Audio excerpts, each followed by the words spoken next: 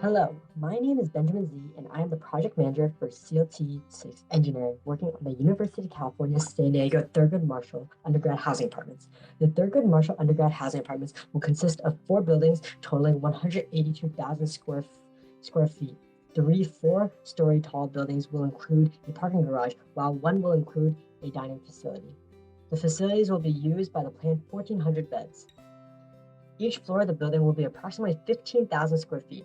There will be 250 apartments that include a 150 square foot kitchen, 250 square feet baths, and 5 100 square foot bedrooms. In the last building, there is a proposed dining facility that will seat 250 to 300 students and faculty.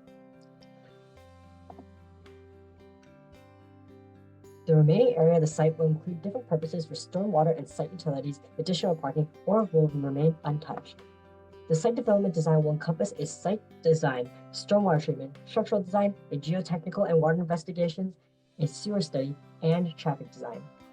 The overall focus of the design and project is to develop apartments that are low impact and work coherently with UCSD's campus. The design aims to promote sustainable practices that aid in students and facilities living on campus.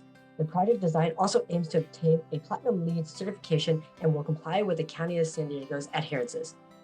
The scope of work entails that T6 engineering includes site development drawings, grading that adheres to ADA accessibilities, retaining walls, and site utility. The project design will include a stormwater management BMP, a site utilities plan, as well as foundations, shell, and retaining wall plans, and a stormwater pollution prevention plan, or SWPPP.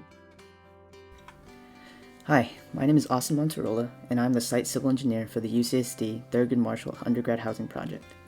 The site boundary given by UCSD in their RFP is roughly 346,076 square feet, or 7.9 acres.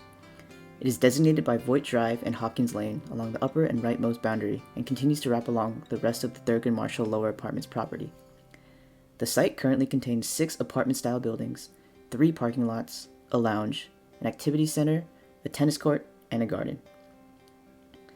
Along with the existing conditions, the scope of work for this project involving the site civil study will also include a demolitions and gradings plan. For demolition, all 6 apartment buildings and the fireside lounge will need to be taken down. 3 parking lots and all other vegetation, asphalt, and concrete will also need to be demolished to make room for the proposed buildings. However, the tennis court and activity center will remain untouched. As for the grading, there will be little to no grading for this project as the site has already been leveled out to accommodate the existing housing structures. Capacity is the capacity of soil to support the loads applied to the ground. This soil have enough capacity to bear the load imposed by building. The bulking and shrinkage potential of the soil is an important aspect of soil geotechnical properties. The fills present in area indicate that the shrinkage potential of soil is about 5 to 10%. The predominant soil layers can expand to 0 to 10% in case they compacted.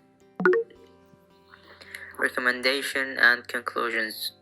Use dependent foundation, presence of fault, no corrosion as pH is about 7.5 to 8, safety from natural disasters. Hello, my name is Debbie Arthur-Fan, and I am the Sewer and Water Engineer for SEAL Team 6. The proposed buildings for this project will need a fire, water, and sewer system design. After taking a water study for the site, it was found that there was an average annual water demand of 54,820 GDP, a peak hour demand of 143,903 GDP, and a maximum day demand of 68,525 GDP. With this information, it was determined that a 3-inch PVC type K pipe will be used to connect the assumed water main to the proposed buildings for domestic needs, and a 5.5-inch PVC type K pipe will be used for the fire safety systems. According to Section 507.5.1 of the California Fire Code 2019, a facility or building must have a fire hydrant within 400 feet of its jurisdiction. There are currently 3 fire hydrants that cover all 3 of the housing complexes.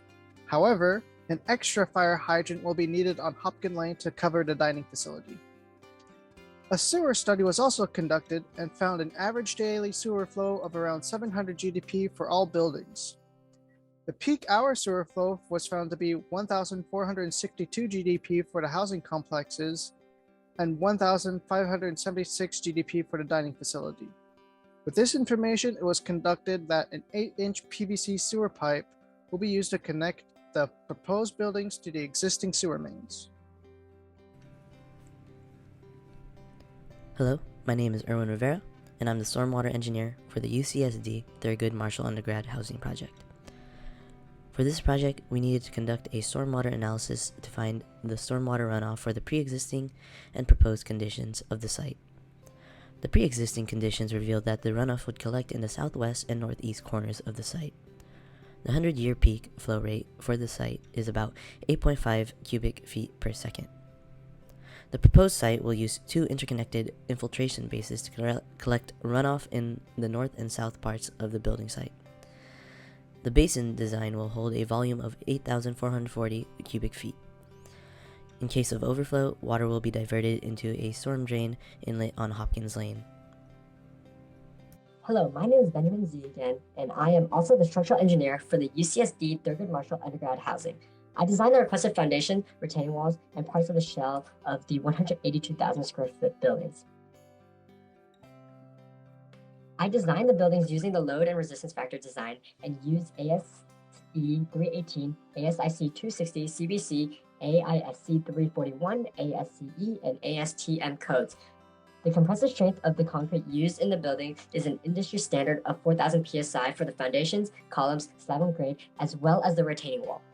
Vertical loads are taken from a standard of 40 psf for the live load of the structure, as well as the residential floors. Wind loads are also need to be taken into account in the UCSD area and were designed at a cornice level of exposure C. Seismic class D, which corresponds to buildings and structures in areas expected to experience several and destructive ground shakings, but not located close to major fault lines, was used for the seismic design criteria. Currently, the balcony design as well as foundations have been calculated to support the loads and forces of the 4-story tall buildings, including the parking garage. The factor of safety designed for the foundations was calculated with a standard of 3. Foundation calculations have also been completed at multiple different columns using an embedded footing design. The 3 different columns have been tested at 3 different loads and moments to account for variation within the project. Using the properties of engineering fill and the existing soils from the geotechnical evaluation, the properties of the soil with the calculated minimum width of the footing is compatible. All footings with the different loads have minimum settlement and have a factor of safety over 3. This will be replicated with the other footings from the building. Hi, I'm Lauren Nolan, and I'm the construction engineer. As a construction engineer, it is my responsibility to prepare a full construction schedule, cost estimate, as well as a site logistics plan. Here, you can see the proposed 3-week look-ahead report, as well as those activities in the look-ahead being displayed in a classic schedule layout. The layout gives an activity list on the left and the Gantt chart on the right, which is essentially the timeline. The proposed schedule is broken up into 3 phases. Phase 1 is the demolition of the existing buildings as well as the excavation and preparation of the site. The next 2 phases are the construction phases of the 4 buildings, which are apartment buildings 1 through 3 and the dining facility.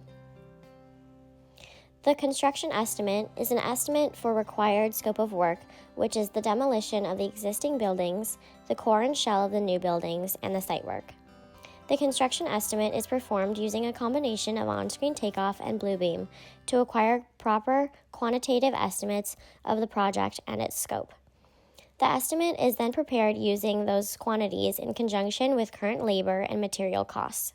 The current estimate is approximately $24 million, which is roughly $6 million per building. Here are pictures of the site logistics plan. The figure on the left displays phase 1 and the figure on the right displays phases 2 and 3. Here you can see the truck haul routes within the site change from phase 1 to phase 2, and there are additional items for the construction phases such as locations of the tower cranes. The site logistics plan ensures a layout that maximizes the area to suit the needs of the project at that time.